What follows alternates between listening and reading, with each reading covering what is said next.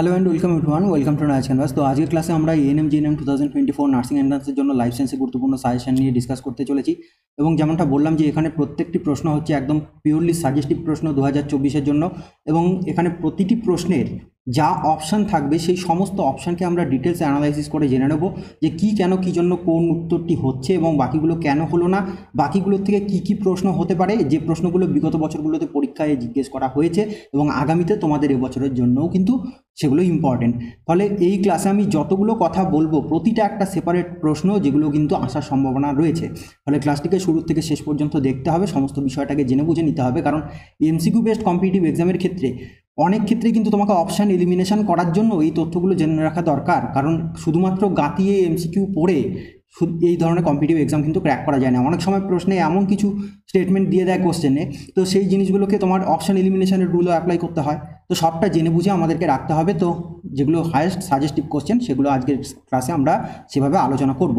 তোমরা ক্লাসটিকে শুরু থেকে শেষ পর্যন্ত দেখবে এবং ক্লাস শেষে ফিডব্যাক জানিয়ে যাবে। 1 নম্বর দেখো যে প্রশ্নটি রয়েছে যে জীর্ণ এরিথ্রোসাইটকে ধ্বংস করতে সহায়তা করে কোন কোষ? কুফার কোষ, প্যারাইটাল কোষ, মেসেঞ্জিয়াল কোষ, রেটিকুলো এন্ডোথেলিয়াল কোষ। দেখো জীর্ণ এরিথ্রোসাইট মানে তোমরা নিশ্চয়ই জানো যে এরিথ্রোসাইট মানে কি? RBC, red blood cell. তাহলে জীর্ণ এরিথ্রোসাইট মানে জীর্ণ আরবিসি কথা বলা হচ্ছে, সেটাকে ধ্বংস করতে সহায়তা করে কোন কোষ? দেখো আমাদের এই প্রশ্নটিও পরীক্ষায় আগে জিজ্ঞেস করা হতো, এখনও জিজ্ঞেস করা হয়, খুব সাধারণ মানের একটি প্রশ্ন যে আরবিসির গড় আয়ুষ্কাল কতদিন? 120 দিন, 120 ডেজ। তাহলে 120 দিন একটা আরবিসির লাইফ স্প্যান। তাহলে 120 দিন পরে এই আরবিসিটি কী হয়ে যাচ্ছে? বৃদ্ধ আরবিসিতে পরিণত হচ্ছে। তো বার্ধক্যের ছাপ আসলে তার মধ্যে জীর্ণতা আসবে। তাহলে এই যে জীর্ণ আরবিসি বা বৃদ্ধ আরবিসিতে সেটা যখন পরিণত হচ্ছে, সেই বৃদ্ধ আরবিসিকে কী বলা হয়? এটাও কিন্তু পরীক্ষায় আসে যে যখন 120 দিন লাইফ স্প্যান কমপ্লিট করে তখন সেই অবস্থায় আরবিসিকে কী বলা হয়? সেটাকে বলা হয় হচ্ছে পয়কিলোসাইট। পয়কিলোসাইটের অর্থ হচ্ছে বৃদ্ধ আরবিসি যার লাইফ স্প্যান কমপ্লিট হয়ে যাচ্ছে। তো এই অবস্থাতে বার্ধক্যের ছাপে জীর্ণতা আসছে। তাহলে এখন কি করতে হবে? এটাকে ডিগ্রেড করে দিতে হবে, এটাকে ধ্বংস করে দিতে হবে। তো স্বাভাবিকভাবে বার্ধক্যের পরে শেষ পরিণতি কি? মৃত্যু। তাহলে মৃত্যুর পরে সেটাকে কি করতে হবে? সেটার অন্তিম যা কাজ সেটা সম্পাদন করতে হবে। তখন সেক্ষেত্রে তাকে কবর দিতে হবে, সোজা কথায়। তাহলে এখান থেকে একটা প্রশ্ন উঠে আসে, আরবিসি এর কবরস্থান কাকে বলা হয়? আরবিসি এর কবরস্থান, গ্রেভিয়ার্ড অফ আরবিসি কাকে বলা হয়? তখন তোমাদেরকে জিজ্ঞেস করবে যে কোন অঙ্গকে আরবিসি কবরস্থান বলা হয়। কীভাবে উত্তর বলো? প্লিহাকে, সেপারেট প্রশ্ন। ঠিক আছে, স্প্লিনকে। কেন স্প্লিনকে আরবিসির কবরস্থান বলা হয়? কারণ এই স্প্লিনের মধ্যে একটা ডেজিগনেটেড সেল থাকে, একটা কোষ থাকে। সেই কোষটির নাম কি বলো? রেটিকুলো এন্ডোথেলিয়াল কোষ, আর ই সেল ইন শর্ট। সেই আর ই সেলের ফাংশনটা কি? এই যে জীর্ণ আরবিসি তাকে ধ্বংস করা। ঠিক আছে, তাহলে পরে এখানে সেই কোষটির কথাই জিজ্ঞেস করা হয়েছিল। দেখো অপশান ডিতে রয়েছে রেটিকুলো এন্ডোথেলিয়াল কোষ। আর ফর রেটিকিউলো, ই ফর এন্ডোথেলিয়াল, কোষ মানে হচ্ছে সেল। তাহলে সেটাকে আমি ইন শর্টে কিন্তু এখানে লিখেছি। বুঝতে পেরেছো প্রত্যেকে? তাহলে এখানে প্রত্যেকটাই সেপারেট প্রশ্ন। কেন আরবিসির কবরস্থান? পয়কিলোসাইটকে ধ্বংস করা। পয়কিলোসাইট মানে বৃদ্ধ আরবিসি। সমস্তগুলো কিন্তু সেপারেটভাবে কোনো না কোনো পরীক্ষায় এসছে। তোমরা যদি কোশ্চেন পেপার স্টাডি করতে যাও থরলি, তাহলে সেই অ্যানালাইসিসে তুমি কিন্তু পেয়ে যাবে, কোনো না কোনো পরীক্ষায় এসছে। ঠিক আছে, আমি কোশ্চেনের সমস্ত তথ্যই তোমাদেরকে বলে দিচ্ছি। দেখো এখানে বাকি যে অপশনগুলো আছে, কুফার কোষ এটা কোন অর্গ্যানে থাকে? তখন আমাদেরকে বলতে হবে কি? যকৃতে থাকে, লিভারে। এই কুফার কোষ কি? এটা হচ্ছে ডেজিগনেটেড ম্যাক্রোফাজ সেল, ম্যাক্রোফাজ কোষ। অর্থাৎ এই ম্যাক্রোফাজ কোষের ফাংশন কি? যে জীবাণু ধ্বংস করা, কোনো রোগের জীবাণু থাকলে পরে সেটাকে ধ্বংস করা। তাহলে এটা আমাদেরকে কি করছে? সহজাত অনাক্রম্যতা প্রদান করছে। তাহলে পরীক্ষায় প্রশ্ন এভাবেও আসে যে যকৃতে উপস্থিত ম্যাক্রোফাজ কোষ কি? তখন বলতে হবে কুফার কোষ কোন অর্গানে থাকে? তখন বলতে হবে যকৃতে। কুফার কোষ কী ধরনের কোষ? এটি হচ্ছে ডেজিগনেটেড ম্যাক্রোফাজ সেল, তার মানে ম্যাক্রোফাজ কোষ। কাজ কি? রোগের জীবাণুকে ধ্বংস করা। বোঝা গেল? সেপারেট প্রশ্ন বা ক্যাটাগরি 2তে এই সংক্রান্ত একাধিক তথ্য দিয়ে তোমাকে একাধিক বিকল্প নির্বাচন করতে দিতে পারে। ঠিক, এবার দেখো প্যারাইটাল কোষের অপর নাম কি? প্যারাইটাল কোষের অপর নাম হচ্ছে অক্সিনটিক কোষ। ওকে, এই প্যারাইটাল কোষ বা অক্সিনটিক কোষ এটা কোথায় থাকে? এটা আমাদের স্টোমাকে থাকে, পাকস্থলীতে থাকে। আচ্ছা, প্যারাইটাল কোষ বা অক্সিনটিক কোষের কাজ কি? আমরা জানি যে পাকস্থলীতে যে HCl এর সিক্রেশনটা হয় সেটার করে কে? প্যারাইটাল কোষ বা অক্সিনটিক কোষ। ক্লিয়ার। এবার দেখো মেসেঞ্জিয়াল কোষ, এই মেসেঞ্জিয়াল কোষ এটা আমাদের কোন অর্গ্যানে থাকে, তখন আমাদেরকে বলতে হবে আমাদের যে কিডনি অর্থাৎ বৃক্কে থাকে। মেসেঞ্জিয়াল কোষ কি, এটা হচ্ছে এক ধরনের ওই ম্যাক্রোফাজ কোষ, অর্থাৎ এটাও কিন্তু সহজাত অনাক্রম্যতার পার্ট। মানে জন্মের থেকেই যখন এমব্রায়োজেনেসিস হয়েছে ভ্রূণ অবস্থাতে, সে অবস্থাতেই তো আমাদের এই অর্গ্যানগুলো ডেভেলপ হয়েছে। তো অর্গ্যানগুলো যখন ডেভেলপ হয়েছে তখন থেকেই কিন্তু এই ম্যাক্রোফাজ কোষগুলো ডেভেলপ হয়েছে, এবং আমরা ভূমিষ্ঠ হওয়ার সময় জন্মের সময় থেকেই এই অর্গ্যানগুলোতে এই ডেজিগনেটেড ম্যাক্রোফাজ কোষগুলো নিয়ে এসেছি, অর্থাৎ এগুলো আমাদেরকে ইমিউনোলজিক্যাল সাপোর্ট দিচ্ছে। ফলে এটাও কি করবে, ওই রোগের জীবাণুকে ধ্বংস করা, এটা হচ্ছে কাজ। এরকম বিভিন্ন ডেজিগনেটেড অর্গ্যানে তুমি যদি বলতে যাও আমাদের লাংস, তাতেও ম্যাক্রোফাজ আছে, অ্যালভিওলার সেল ম্যাক্রোফাজের ফাংশন করে। আমাদের যে কানেকটিভ টিস্যু রয়েছে যোগকলা, সেই যোগকলার মধ্যে হিস্টোসাইট কোষ থাকে, ম্যাক্রোফাজ কোষ। এরকম প্রতিটি তথ্য তোমায় কিন্তু জানতে হবে, কারণ এগুলো প্রত্যেকটাই পরীক্ষার জন্য ভেরি এসেনশিয়াল রোল প্লে করবে। ঠিক আছে, এবার চলো নেক্সট কোশ্চেনে যাচ্ছি। তাহলে এখান থেকে দেখো সবগুলো বললাম, একটা প্রশ্নে তুমি খুঁজে দেখবে যে অন্ততপক্ষে 5 থেকে 7টি প্রশ্নের উত্তর তোমার হয়ে গেল, এবং প্রত্যেকটাই সেভাবেই গুরুত্বপূর্ণ। নেক্সট কোশ্চেনে যাচ্ছি। কোশ্চেন নাম্বার 2 দেখো কি বলেছে, যে কোন পর্বের প্রাণীদের দেহে জল সংবহন তন্ত্র উপস্থিত, পরিফেরা, আর্থ্রোপোডা, একাইনোডার্মাটা, প্লাটিহেলমিনথিস। দেখো জল সংবহন তন্ত্র এটা দেখতে পাওয়া যায় হচ্ছে একাইনোডার্মাটা পর্বের প্রাণীদের দেহে। একাইনোডার্মাটার মধ্যে তোমরা প্রত্যেকেই জানো যে ওই স্টার ফিশ এগুলো হচ্ছে কন্টকতকি একাইনোডার্মাটার মধ্যে পড়ছে। পরীক্ষায় আসে যে একাইনোডার্মাটা পর্বের অন্তর্ভুক্ত প্রাণীদের গমনাঙ্গ কি, গমনাঙ্গ কি সেটাও জিজ্ঞেস করে। তখন আমাদেরকে বলতে হবে টিউব ফিট, মানে বাংলায় যাকে বলা হয় হচ্ছে নালীপদ। ঠিক, এটাও খুব ইম্পর্টেন্ট, কোন প্রাণীরা রইলেও সেগুলো তোমাদেরকে জেনে রাখতে হবে। এবার দেখো প্রতিটা পর্বই কিন্তু ইটসেলফ খুব ইম্পর্টেন্ট এই জায়গাতে।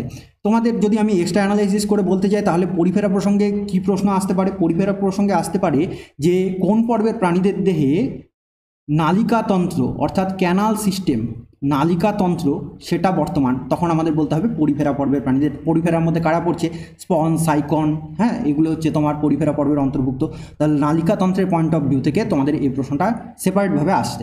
ঠিক আছে, আর এখানে আরেকটা প্রসঙ্গ উঠে আসতে পারে যে পরিফেরা পর্বের প্রাণীদের দেহে একটা ডেজিগনেটেড সেল থাকে, সেই সেলটির নাম হচ্ছে কোয়ানোসাইট কোষ। কোয়ানোসাইট কোষ, পরীক্ষায় আসবে যে কোয়ানোসাইট কোষ এটা কোন পর্বের প্রাণীদের দেহে উপস্থিত, তখন বলতে হবে পরিফেরা পর্বের প্রাণীদের দেহে। এখন এই পরিফেরা পর্বের প্রাণীদের মধ্যে যে স্পন, সাইকন, এদের ক্ষেত্রে তুমি যদি স্ট্রাকচারটাকে দেখতে যাও, জাস্ট আমি সংক্ষেপে বুঝিয়ে দিচ্ছি। এদের অগ্রপ্রান্তে একটা বড় প্রান্তিক ছিদ্র থাকে, এটাকে কি বলা হয়, এটাকে বলা হয় হচ্ছে অস্কিউলাম।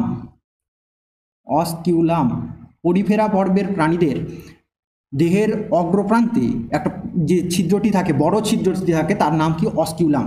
এবং এরা তো ছিদ্রাল প্রাণী, এদের গায়ের মধ্যে অসংখ্য ছোট ছোট এরকম ছিদ্র থাকে, এই ছিদ্রগুলোর নাম কি সেটাও জিজ্ঞেস করে, তখন আমাদের বলতে হবে হচ্ছে অস্টিয়া। অস্টিয়া, ছোট ছিদ্র, দেহপ্রাচীরের মধ্যে যে অসংখ্য ছোট ছোট ছিদ্রগুলো থাকে সেগুলোকে আমরা বলে থাকি অস্টিয়া। তাহলে এগুলো প্রত্যেকটা সেপারেটভাবে তোমার কোশ্চেন জিজ্ঞেস করা হয়। ক্যাটাগরি 2তে মাল্টিপল অপশনের ক্ষেত্রে এগুলো সব দিয়ে দেবে যে কোনগুলো পরিফেরা পর্বের প্রাণীদের সঙ্গে সামঞ্জস্যপূর্ণ বা কোনগুলো বৈশিষ্ট্য রয়েছে, তখন তোমাদের করতে হবে এগুলো। এবার দেখো আর্থ্রোপোডার মধ্যে ইনসেক্টরা, তোমরা প্রত্যেকে জানো এদের যে বহিঃকঙ্কালটি থাকে, এদের যে বহিঃকঙ্কাল থাকে সেটা কি নির্মিত, তখন বলতে হয় কাইটিন নির্মিত বহিঃকঙ্কাল, সেটা কাইটিন নির্মিত হয়। ঠিক আছে, বহিঃকঙ্কাল কি নির্মিত হয়, কাইটিন নির্মিত, লিখে রাখতে পারো। তাহলে ইনসেক্টগুলোর মধ্যে আরশোলা, ফড়িং এগুলো সবই হচ্ছে আর্থ্রোপোডার মধ্যে চলে যাচ্ছে। পরীক্ষায় এটা আসে যে আর্থ্রোপোডা পর্বের প্রাণীদের শ্বাসছিদ্রের সংখ্যা কতগুলো, আমাদের এখানে লেখা স্পেস কম হয়ে যাচ্ছে, যার জন্য আমি আর সেগুলো লিখলাম না। 10 জোড়া শ্বাসছিদ্র থাকে। পায়ের সংখ্যা কতগুলো, তখন বলতে হবে 3 জোড়া পা থাকে। ঠিক, এই ধরনের জিনিসগুলো কিন্তু তোমাদেরকে জেনে রাখতে হবে। আচ্ছা, প্লাটিহেলমিনথিস, প্লাটিহেলমিনথিসের মধ্যে তোমরা জানো যে মানে ফিদা কৃমি, যকৃৎ কৃমি, এগুলো হচ্ছে তোমার প্লাটিহেলমিনথিস পর্বের অন্তর্ভুক্ত।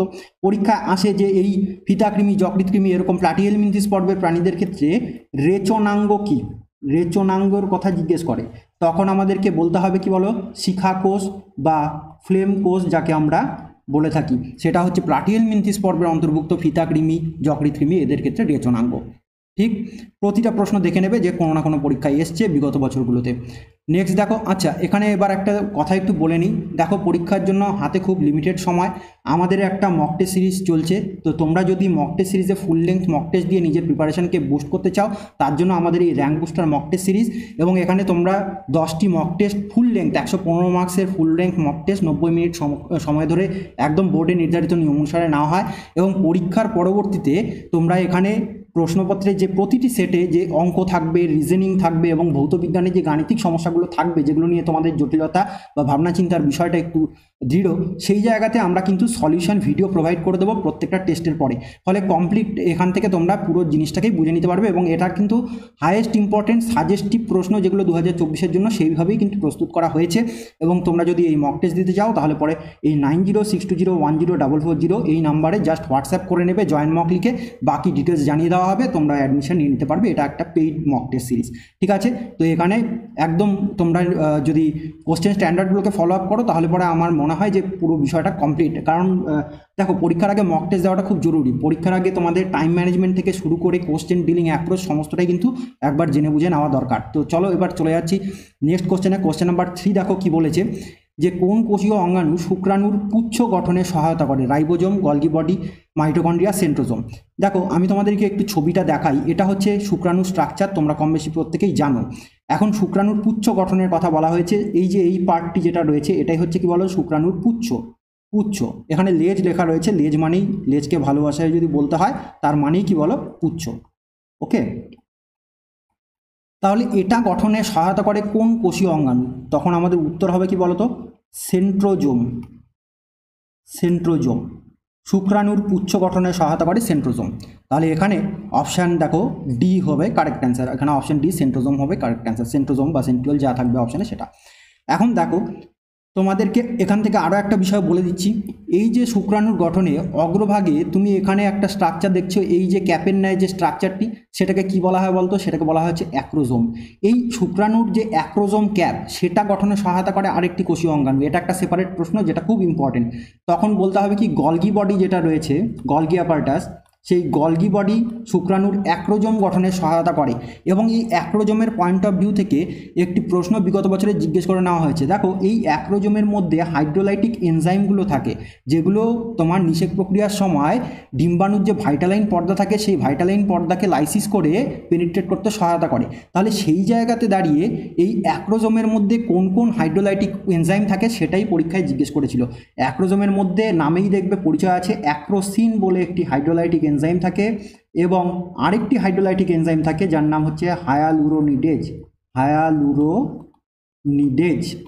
তাহলে এই যে হাইড্রোলাইটিক এনজাইমগুলো, সেগুলো কি করে, ডিম্বাণুর যে ভাইটালাইন পর্দা সেটা লাইসিসে সহায়তা করে। তাহলে ক্যাটাগরি 2-তে একটা প্রশ্ন দিয়ে দেবে, বা যেভাবে প্রশ্নটি বিগত বছরে এসেছিল, যে এই অ্যাক্রোজোমের মধ্যে উপস্থিত হাইড্রোলাইটিক এনজাইম কোনগুলো, অ্যাক্রোসিন, হায়ালুরোনিডেজ, এরকম দুটো অপশন নির্বাচন করে ক্যাটাগরি 2 হয়ে যাবে।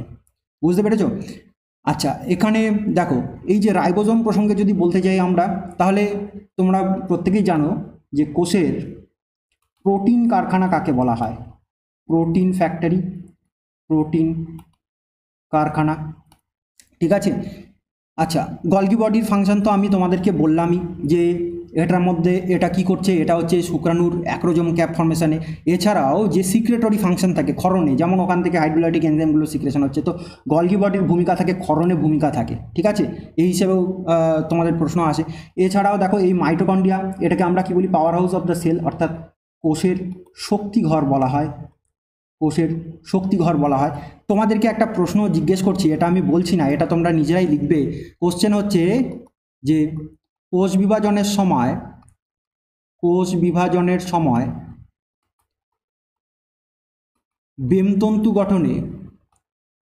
বেমতন্তু গঠনে সহায়তা করে কোন কোষীয় অঙ্গাণু? কোন কোষীয় অঙ্গাণু?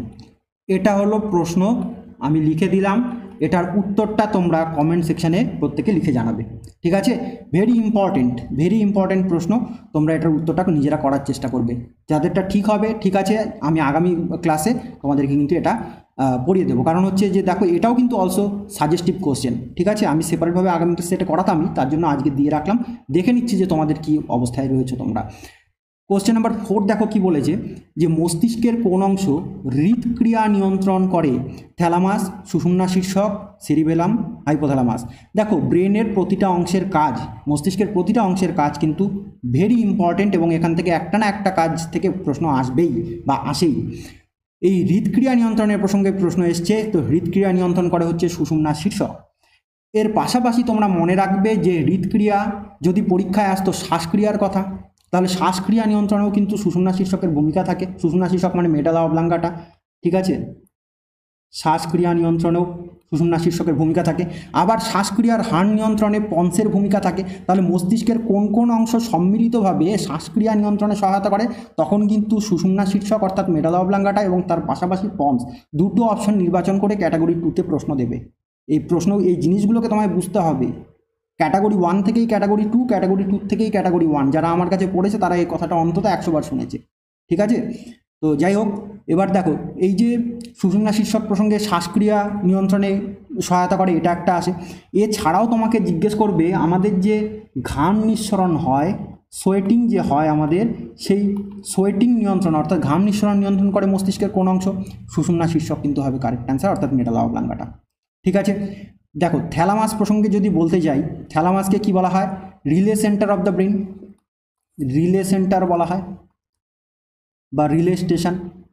এখন এই থ্যালামাসকে রিলে সেন্টার কেন বলা হয়? কারণ যে কোনো ঘ্রাণ ব্যতীত যে কোনো সংজ্ঞা, সেটা যদি গুরু মস্তিষ্কে যেতে হয়, সেটা থ্রু থ্যালামাস রিলের মতন হয়ে পাস হয়। তাহলে থ্যালামাসের মধ্য দিয়ে কোন সংজ্ঞাটা গুরু মস্তিষ্কে যায় না, সেটাও একটা সেপারেট প্রশ্ন, তখন বলতে হবে ঘ্রাণ, ঠিক? তাহলে এরকম করে কিন্তু একাধিক জায়গার থেকে এরকম দৃষ্টিভঙ্গিতে তোমাদের দেখবে। আর তার পাশাপাশি আমরা যে অ্যাগ্রেসিভ হয়ে উঠি, আমরা যে কোনো সময় যে ধরো রাগান্বিত হয়ে উঠি, এই যে রাগ বা ক্রোধ, হ্যাঁ, এটা নিয়ন্ত্রণ করে মস্তিষ্কের কোন অংশ? তখন আমাদেরকে কিন্তু বলতে হবে থ্যালামাস। বুঝতে পেরেছো? ঠিক। এবার দেখো, সেরিবেলাম মানে হচ্ছে তোমার লঘু মস্তিষ্ক। লঘু মস্তিষ্কের কাজ কি থাকে? লঘু মস্তিষ্ক এটা আমাদের দেহের ভারসাম্য নিয়ন্ত্রণে সহায়তা করে। প্রিভিয়াস ইয়ারে এসছে, দেহের ভারসাম্য নিয়ন্ত্রণে সহায়তা করে, প্লাস আমাদের দেহ ভঙ্গি নিয়ন্ত্রণে সহায়তা করে। এই হিসেবে দেহভঙ্গি নিয়ন্ত্রণে সহায়তা করে, এই হিসেবে 2023-এ দেহভঙ্গির কথা দিয়ে কিন্তু কোশ্চেন দিয়েছিল, বডি পশ্চার, ঠিক? দেখে নেবে তোমরা, 2023-এর কোশ্চেনে দেখে নেবে, এসছিল। তাহলে এইভাবে তোমাদের প্রশ্ন দেবে। এবার দেখো, হাইপোথ্যালামাস। এই হাইপোথ্যালামাসের কাজ কী গো? হাইপোথ্যালামাস আমাদের বডি টেম্পারেচার রেগুলেশন করায়, অর্থাৎ দৈহিক তাপমাত্রা নিয়ন্ত্রণ। দৈহিক তাপমাত্রা নিয়ন্ত্রণ, সেটা কার কাজ? সেটা হচ্ছে হাইপোথ্যালামাসের। এছাড়াও আমাদের যে খিদের অনুভূতি হয়, আমাদের যে পিপাসা পায় অর্থাৎ তৃষ্ণা বোধ হয়, আমাদের যে হাসি, কান্না, এরকম যে অনুভূতিগুলো, উদ্বেগ, এগুলো সব কিন্তু এই হাইপোথ্যালামাসের দ্বারাই নিয়ন্ত্রিত হয়। বুঝতে পেরেছ? এছাড়াও তোমাদের গুরু মস্তিষ্কের কাজ জানতে হবে। গুরু মস্তিষ্ক মানে সেরিব্রাম, চিন্তা, বুদ্ধি, স্মৃতি, শ্রবণ, দর্শন, জ্ঞান, সব এগুলো হচ্ছে গুরু মস্তিষ্কের কাজ। ব্রেনের ইটসেলফ প্রতিটা পার্টের কাজ তোমাদের জানতে হবে। এখান থেকে ভেঙে চুরে কোশ্চেন কিন্তু দেবে। আমি আজকে একটার মধ্যে একাধিক পড়িয়ে দিলাম, আগামী সেটগুলোতে আরও একাধিক জিনিস পড়িয়ে দেবো। শুধু যদি তোমাদের ফিডব্যাকগুলো ঠিকঠাক থাকে, আমি চেষ্টা করব পরীক্ষার আগ পর্যন্ত একাধিক এরকম সাজেশন সিরিজ করিয়ে দেওয়ার মাধ্যমে পুরো জিনিসটা সম্পর্কে একটা সম্যক ধারণা দিয়ে দেওয়ার কাজে কোশ্চেন যেখান থেকে আসুক না কেন তোমরা নির্ভুলভাবে সমাধান করতে পারবে। নেক্সট দেখো, কোশ্চেন নাম্বার 5 কি বলেছে? হিমোফিলিয়া আক্রান্ত পুরুষ এবং স্বাভাবিক মহিলা দম্পতির পুত্র সন্তানের হিমোফিলিয়া আক্রান্ত হওয়ার সম্ভাবনা কত শতাংশ? 0%, 25%, 50%, 100%। দেখো, এই ধরনের একটি জেনেটিক্সের প্রবলেম আমাদের আসতেই পারে। এই যে এক্স ক্রোমোজোম বাহিত প্রচ্ছন্ন জিনগত রোগ হিমোফিলিয়া, সেই হিমোফিলিয়া আক্রান্ত পুরুষের জিনোটাইপ কী হয় সেটা তোমাদের জানতে হবে। কারণ প্যারেন্টাল জেনারেশনের যদি জিনোটাইপ তুমি নির্বাচন করতে না পারো, তাহলে তো ক্রস করতে পারবে না, ঠিক কিনা? তাহলে পরে আমাদের প্রথমত জানতে হবে যে এই হিমোফিলিয়া আক্রান্ত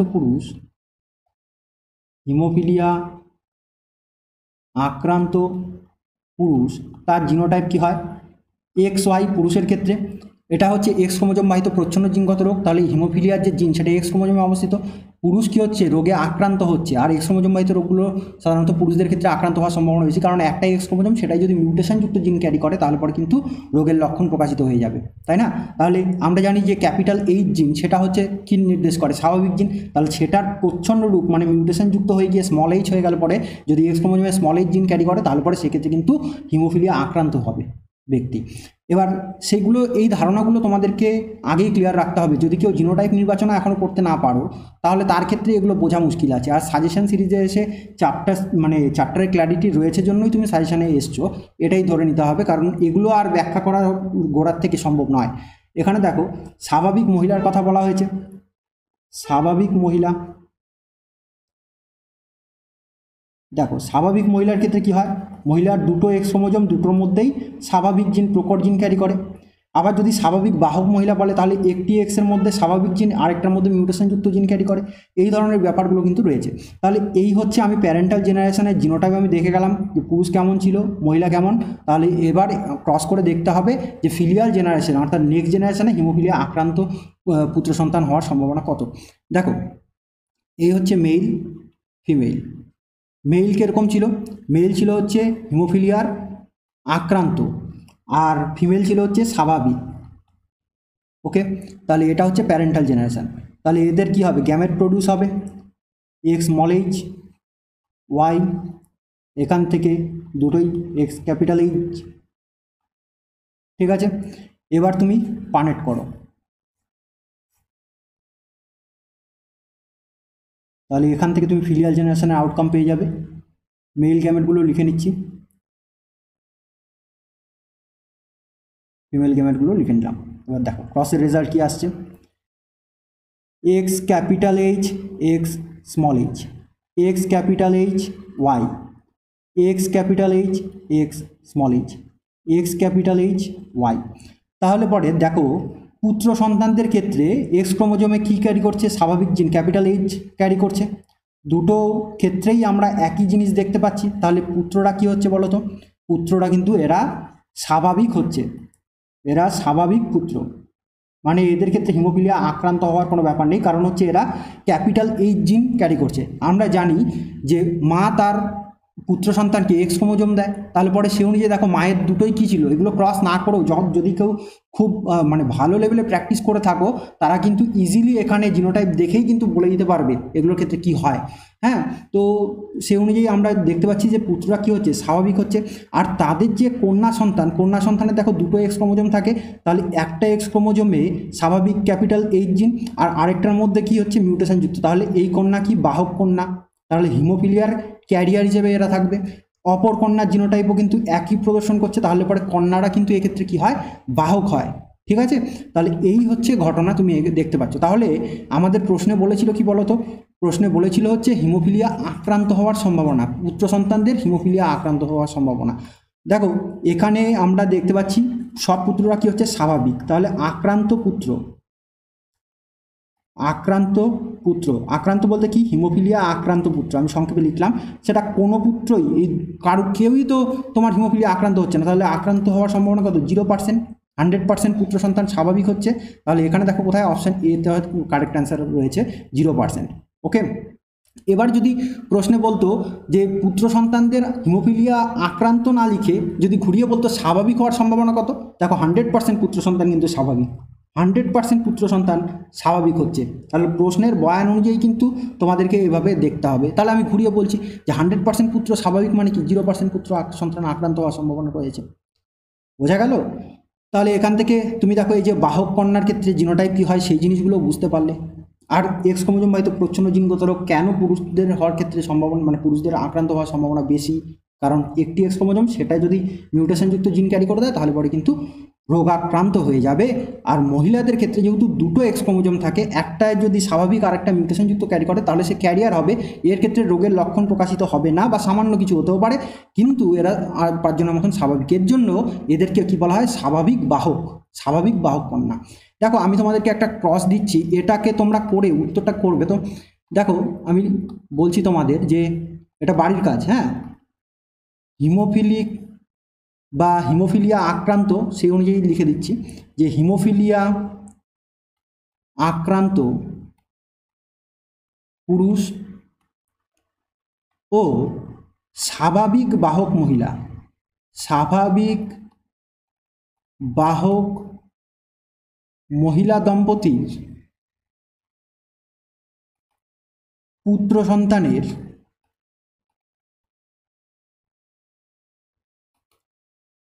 হিমোফিলিয়া আক্রান্ত হওয়ার সম্ভাবনা কত? হিমোফিলিয়া আক্রান্ত হওয়ার সম্ভাবনা কত শতাংশ? ক্লিয়ার? 0%, 25%, 50%, ডি হচ্ছে 100%। এইটা প্রত্যেকে, এটা হোমওয়ার্ক তোমরা করবে এবং করে সেটাকে তোমরা কমেন্ট সেকশনে উত্তরটা লিখবে, যে হোমওয়ার্ক লিখে তার উত্তর এত আসছে, যে হিমোফিলিয়া পুত্র সন্তানের হিমোফিলিয়া আক্রান্ত হওয়ার সম্ভাবনা কত।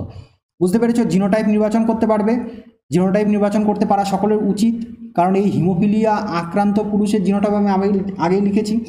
এবং স্বাভাবিক বাহক মহিলা, স্বাভাবিক বাহক এরা ক্যারিয়ার, তাহলে আমি এর আগের ক্রসের রেজাল্টেও বাহক মহিলার জিনোটাইপ কী হচ্ছে সেটা দেখিয়েছি। তাহলে সেই রকম ধরনের ক্ষেত্রে এই ধরনের দম্পতির বিবাহের পরবর্তীতে যে পুত্র সন্তান হয়, তাহলে তার ক্ষেত্রে হিমোফিলিয়া আক্রান্ত হওয়ার সম্ভাবনা কত শতাংশ? সকলে এটার উত্তরটা কমেন্ট সেকশন লিখে জানাবে। তাহলে আমার দুটো বাড়ির কাজ রইল, একটা একটু আগেই দিয়েছি যে কোষ বিভাজনের সময় বিহীমতন্তু গঠনে সহায়তা করে কোন কোষীয় অঙ্গাণু, এবং এটা, এই দুটোর উত্তর প্রত্যেকে করো। দেখো ক্লাসটি কেমন লাগলো সেটা কমেন্ট সেকশনে অবভিয়াসলি লিখে জানাবে। এই ফিডব্যাকগুলো আমাদেরকে আরও বেশি মোটিভেট করে, এবং যদি ক্লাস ভালো লেগে থাকে তাহলে অবভিয়াসলি লাইক করবে, বন্ধুবান্ধবের সঙ্গে শেয়ার করবে, চ্যানেলে নতুন হয়ে থাকলে সাবস্ক্রাইব করে জুড়ে থাকবে। আমি সময় সুযোগ পেলেই তোমাদেরকে একাধিক সাজেশন সিরিজের মাধ্যমে পুরো বিষয়গুলোকে হলিস্টিক অ্যাপ্রোচে এভাবেই কমপ্লিট করে দেবো। ঠিক আছে? দেখো আরও বেশি সংখ্যক কোশ্চেন আনা যায়, তোমাদের টেনাসিটি খুব বেশি থাকে না সময় ধরে ক্লাসগুলো করবার, এর জন্য কিন্তু আর বেশি কোশ্চেনের সংকলিত সাজেশন সিরিজ আমি পরবর্তীতে আনার চেষ্টা করবো, যদি তোমাদের ফিডব্যাকগুলো ঠিকঠাক পাই। কারণ না হলে পরে ওই একাধিক প্রশ্ন দিলাম, সকলের কাছে যদি ধৈর্যই না থাকে সেগুলো করার, তাহলে আমার করে আমি পরিশ্রম করে কী লাভ হবে, তাই না? তো যাই হোক, বাকিটা তোমাদের ফিডব্যাকের ওপরেই ডিপেন্ড করছে, তো ফলে সেই অনুযায়ী তোমরা করো। ভালো লাগলে অবভিয়াসলি লাইক, শেয়ার, সাবস্ক্রাইব করে যাবে। থ্যাঙ্কস ফর ওয়াচিং, এবং প্রত্যেকে জোর কদমে প্রস্তুতি নাও, সময় অল্প।